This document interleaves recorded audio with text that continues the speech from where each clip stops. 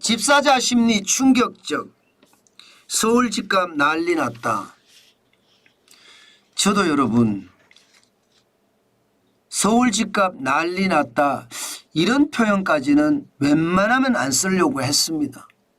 그런데 지표를 보니까 지금 안 쓸 수가 없습니다. 여직 말입니다. 강남 4구를 중심으로 집값이 올라가고 마용성을 중심으로 집값이 올라간다. 그렇게 말씀을 드렸는데 지금 소비자 심리 지수를 보면요. 이제 서울 외곽으로도 집값이 올라갈 가능성이 굉장히 높아졌다는 뜻입니다.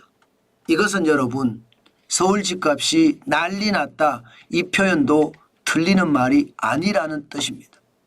여러분 이거 한번 보세요. 서울 부동산 시장 소비자 심리 지수입니다. 보시는 것처럼 부동산 중개업소나 일반 가구를 대상으로 설문조사를 한 내용이거든요.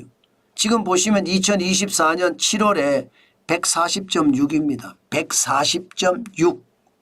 굉장하죠.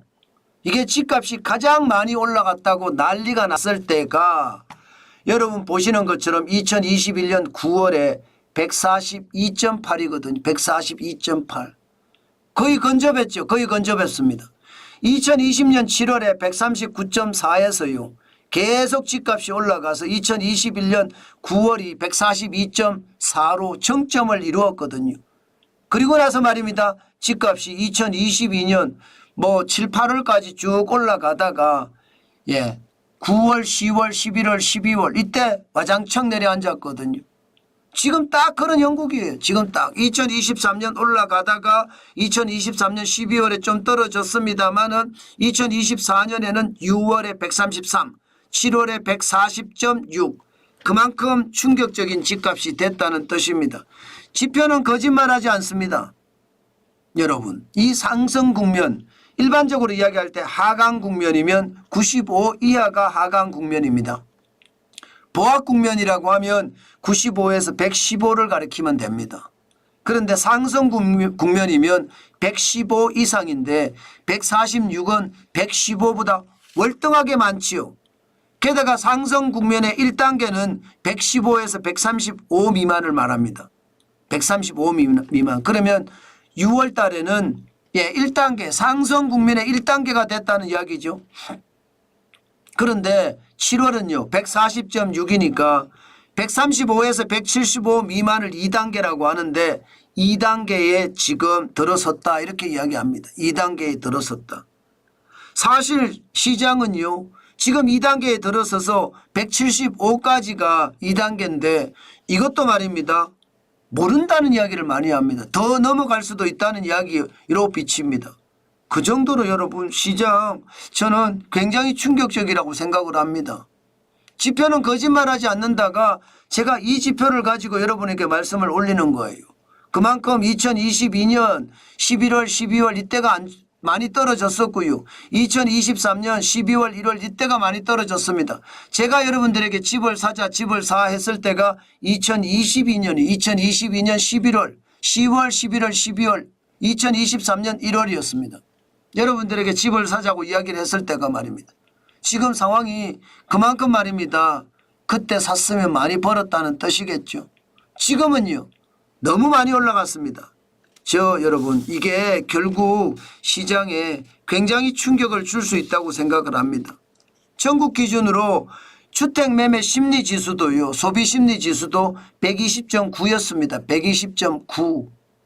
120.9면 전국 기준도 지금 만만치 않다는 이야기잖아요. 그만큼 말입니다. 지표가 서울 집값이 올라간다. 여기에 방점이 있습니다. 실제 서울 아파트 매매 수급 지수도 보면 7월 29일 기준으로 103.9입니다. 이게 100의 기준이거든요. 100보다 높으면 집값이 올라간다는 뜻이고 100보다 낮으면 집값이 떨어진다는 이야기거든요. 그런데 100을 기준으로 해서 100보다 높다 이러면 여러분 기본적으로 매도자 우위 시장이라는 거예요. 매도자 우위 시장. 매도자 우위 시장이라는 것은 여러분 살 사람은 많은데 집은 적다는 뜻이에요. 그런 매도자가 집값을 올리면 올리는 대로 나간다는 뜻이거든요. 상황이 좋지 않죠. 배기하면 매수자 우위 시장입니다. 예, 살 사람은 적고 매물은 많다는 뜻이에요. 그런데 지금은 살 사람은 많고 매물이 적다. 사실 서울 아파트 매물이 적은 규모도 아닌데 실제 매매 수급 지수는 103.9가 나타나니까 그만큼 수요가 엄청 늘었다는 뜻입니다.